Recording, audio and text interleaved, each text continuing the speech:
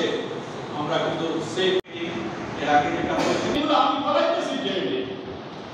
আপনারা আজকে একটু খেয়াল করেন যে সন্ধ্যার পরে এই আটটাবাড়ি থেকে গাবুলিয়া কর্তৃক আর এই টাউন ক্লাবের সামনে কি পরিমাণ পলিথিন এখানে থাকে যদি না জানি না কেমনে সকাল হবে সেই ছোটবেলায় পড়ছিলাম সেই কথাটা আসলে আগে আমাদেরকেই জানতে হবে আমরা সুন্দরবন গেছি আমরা নদীতে গেছি কোনো জায়গায় তো যাওয়ার দরকার নেই সুন্দরবনের ভিতরে যে কেউ ময়লা ফেলছে না প্লাস্টিক তো ফেলছে না প্লাস্টিক কিন্তু আমার এইখান থেকে ভাসতে যে কথা একটু আগে আব্বাস সাহেব বলে গেছেন যে এইখান থেকে ভাসতে সুন্দরবন যাচ্ছে কাজে এইখানে সেই ভাষা জিনিসটা যাতে না ভাসতে পারে আমরা যদি সেই দিক থেকে শুরু করি তাহলে তো আমরা সুন্দরবন রক্ষা করতে পারি আপনার সামনে আপনার চারপাশে আপনার আশপাশে আপনার অভিজ্ঞতা দিয়ে আপনার এতটুকু অভিজ্ঞতা দিয়ে যারা আছে অনেকেই কেউ 5 বছর কেউ 10 বছর কেউ 2 বছর অনেকেই আছে দীর্ঘদিন এই বা এই জানার সাথে জড়িত সেক্ষেত্রে একটা নাগরিক হিসাবে বেঁচে থাকতে কিছু করে যান একটা নাগরিক হিসেবে সচেতন ব্যক্তি হিসেবে আপনার পেশাগত দায়িত্বটা তো কিছু একটা দেখেন সুন্দরবনকে বাঁচানোর জন্য সুন্দরবনকে কেন্দ্র করে পরিস্থিতির বিরুদ্ধে বহু নেতিবাচক মানে প্রয়োগের বিরুদ্ধে দেখেন আমার মনে এটি আমাদের আজকে লক্ষ্য বিষয় আমি আর কথা বাড়াবো না এই সুন্দরবনকে বাঁচিয়ে রাখতে হলে আমাদের এই অঞ্চলের মানুষের ব্যাপারে ভূমিকা রয়েছে কিন্তু পুরানো যাবে না এই পলিথিন পুরান এই যে ধোঁয়া এটা কিন্তু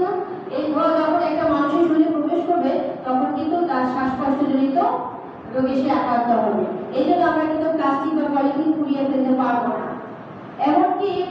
আমরা যে দেখেছি আমি আগে অনেক গ্রামে গঞ্জে দেখেছি যে পলিথিন দিয়ে চুলা ধরায় এটাও কিন্তু করা যাবে না অনেক পরিবারে দেখছি যে ডিম সেদ্ধ করে একটা পলিথিনের মধ্যে একটা ডিম দিয়ে ভাতের মধ্যে দিয়ে সেদ্ধ করছে আমি গ্রামে অনেকবারই দেখছি এটাও করা যাবে না কারণ ওটা মাইক্রোপ্লাস্টিকে পরিণত হচ্ছে ওইটা যখন করে আমার ভাতের সাথে চলে যাচ্ছে তখন ওই ভাত কিন্তু আমি খাচ্ছি আর খাওয়ার ফলে কিন্তু আমার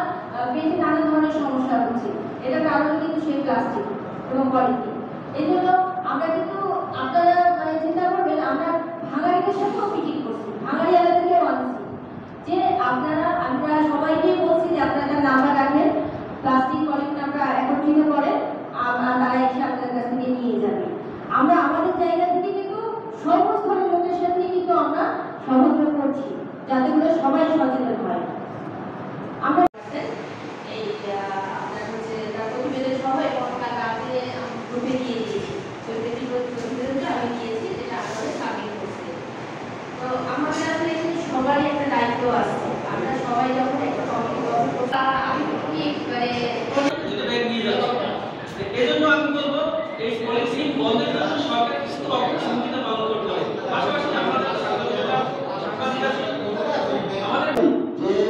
এই প্লাস্টিক থেকে উদ্ধার করা মানে তোমরা এইভাবে করে সুন্দরবন ভালো থাকবে তোমরা আমাদের মাছ বেশি পাবে হ্যাঁ সুন্দরবন থেকে সেই মাছ সরজীবীরা মৎস্য পরে বৃষ্টি পড়ছে এখন বলেছিল ওই যে দোকানদারি আমাকে বলল যে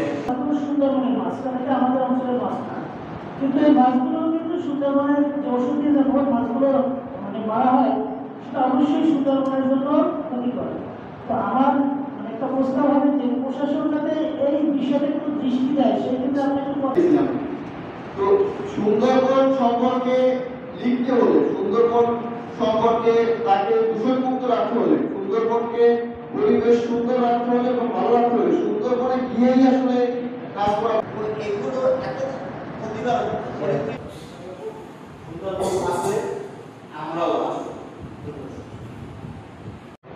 যোগ হয়েছে ওয়ান টাইম